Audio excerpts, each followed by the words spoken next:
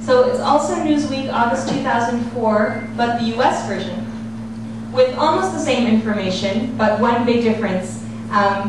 Sorry, tell me. What's the difference? But one big difference, I'll clarify it for anyone who can't see it, is that that article about the plight of the Palestinians had been completely removed from the whole US version. Not just from the cover, it was omitted from the US version of Newsweek. And this is just one example. I mean, if it were just this example, then we might find an excuse for it. But this is a pattern, a systematic pattern that you begin to find as you begin to do that research.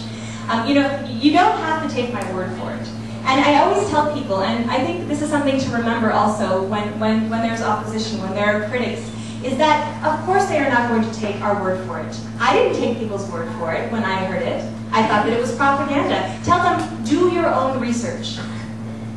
But you have got to go beyond US mainstream media sources because you're just not going to get the information there with blatant examples like this. You know, you can go to mainstream European media sources. You can go to US alternative media sources. You can go to Israeli media sources and get much more information and debate, at least, than we get in this country. You can go to Arab media sources. You know, the information is out there. We are just this island of ignorance. And again, it's so dangerous when we, the people who are paying for something, don't have the information to have an educated opinion.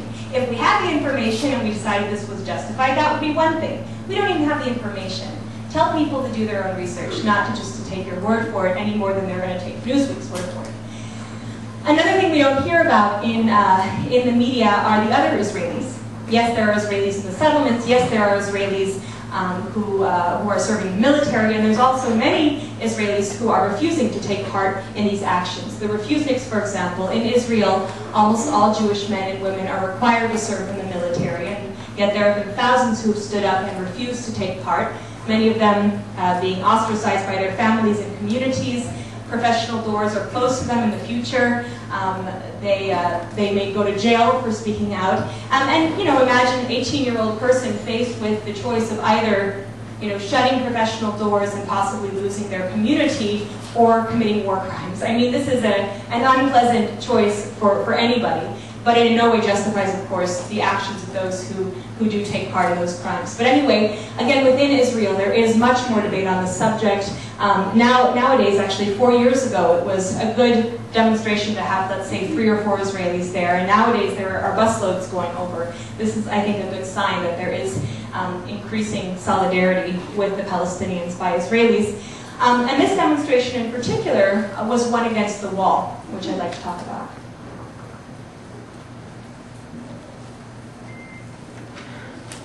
This is a picture of me on the right and a friend of mine standing in front of the wall that Israel is currently building in the West Bank with our tax dollars. This is what it looks like in populated areas. It's about 25-foot concrete. And a lot of times in the US media you will find that either it's not mentioned or it's referred to as a security fence, security barrier. And a lot of people believe that this wall is about security, that, look, nobody likes walls. But these people have been fighting, and maybe if we just stick a wall between them, they'll stop. Well, this is an interesting question, right? Does separation, does segregation bring peace? Also interesting is that a lot of the people who support the wall don't quite know where it's going. Again, there's this assumption that it's between Palestinian areas and Israeli areas. Again, the remaining Palestinian areas. Let us not forget that this entire area is part of historic Palestine. But focusing on the occupied territories here, the vast majority of this wall, the black and white thing here, doesn't even touch that 1967 border, but actually weaves often deeply into the West Bank, in effect annexing all of these blue areas being olive groves, people's livelihoods, etc. Of course, notice the Jerusalem area where much of that land is being taken, and remember that Jerusalem is a holy city not only for Jewish people, but also, of course, for Muslims and Christians, who predominantly cannot access those religious sites anymore. They're being separated from their holy sites, the religious center of their land, which is also the political and economic and geographic center of Palestine. And if you factor in not only the wall, but also the checkpoints that I talked about, and the segregated roads, and the settlements, the areas that are off limits to Palestinians for the most part are more like these blue areas. which has left the Palestinian population in this series of sort of islands. Here's Jericho, for example. Some of them are surrounded completely by the wall, these beige kind of Bantustans. So what is going on here? You know, Israel says, and I believe for a long time, occupation is ugly, yes, but it's for security. We're trying to secure our country. We're trying to secure our population, our citizens. What's confusing about this argument is that if you want to secure your country, you would define your borders and secure them. But Israel, in its entire history of being a country, has never officially defined its own borders, because its borders keep growing. You know, talk about recognizing Israel. What Israel? Where does it begin? Where does it end? You know, if you want to secure your population, would you pay them sometimes tens of thousands of dollars to go move onto the so-called enemy's territory? Does that make them safer? If you want to separate Palestinians from Israelis, which we can talk about if that's the answer, but if that is your stated intention, why would you build a wall between Palestinians and Palestinians?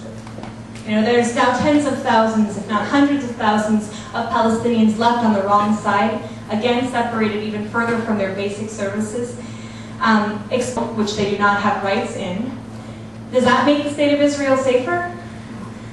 You know, it's really difficult to justify these policies with security when we see the way that they are actually implemented on the ground.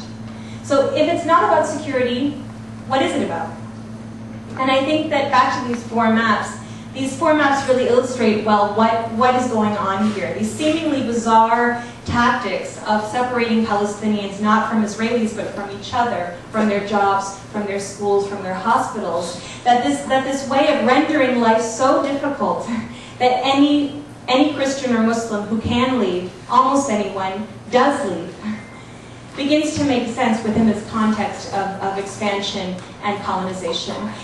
You know, and the fact that Israel is even occupying these areas, right? Why doesn't Israel just annex the West Bank and the Gaza Strip? You know, it did that illegally with East Jerusalem. Why not just say, okay, now the West Bank and Gaza are Israel, we don't care what you say. Well, if you annex territory, then what do you have to do? You have to give rights to the people living on it. You have to give citizenship, because they're now living in your country. And if Israel does that, then it loses its Jewish majority. And so the occupation is a way of sort of maintaining control over these resources and land without having to grant rights, to give rights to the population living on it. It's a very strategic way of maintaining control. It's not temporary. It's 2/3 of Israel's history that it's been doing this. Now, here's a map of the more than 500 Palestinian villages that were destroyed between 1947 and 1949. You know, Palestinians, the majority of those living in the West Bank and Gaza, one thing that's important to remember as we look at this occupation is that most of the people living under these occupation policies that I've just described are already refugees. These are people who have already been kicked out of their homes and villages, are prevented from returning. And that the discussion, the entire discussion is about these remaining 22% of historic Palestine. So keep that in mind when you hear people say things like, Palestinians just aren't willing to compromise. That this is already a tremendous compromise to even be talking in this framework of the West Bank and Gaza. But anyway, the refugees can't go back to those villages, but I can, right? Because I'm Jewish. I can go and I can visit those villages. Here's one example of one of them. This is the Palestinian village of Safuria back in the 1930s. And if you go back to Safuria today, this is what you would find in its stead. It's been planted over with trees. This is actually the case with the majority of the depopulated villages. There is a myth that somehow refugees coming back would displace all of the Israelis, who would then become refugees as well, when actually the majority of the lands that were ethnically cleansed were not then re-inhabited by Israelis, but actually systematically covered up with trees. So I, for example, I grew up putting my quarters in these little tin cans. They would say, Jewish National Fund, plant a tree in Israel. I thought it was this great environmental thing. I would put my quarters in there. Now, I didn't know that my quarters were going towards covering up this history of a non-Jewish population in the area.